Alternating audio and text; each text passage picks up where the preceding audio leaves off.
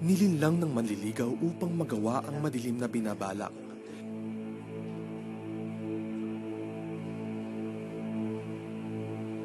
Dahil nagbunga ang kasalanang nagawa, pinagtakpan ito ng pagpapakasal. Natutunang mahalin ni Leovin ang asawa. Noong unay maayos naman ang kanilang relasyon, pero isang sikreto ang gumulantang kay Leovin. Manuel! Manuel, nasa ka ba? Kanina pa kita hinahanap! Manuel! Sumusobra ka na! Akala ko ba tinigilan mo na yan? Alam mo, nakikialam ka no? Alam mo, may sarili akong buhay. Pakialam mo buhay mo. Sisirain niya buhay mo! Buwisit na buhay ito. Kanina ka pa paikot-ikot ah! Dahan-dahang lumamig ang relasyon ng mag-asawa. Dumalas ang pag-alis ng asawang lalaki. Naiiwang nag-aalala si Leovin kung anong nangyari o kung saan nagpunta ang mister.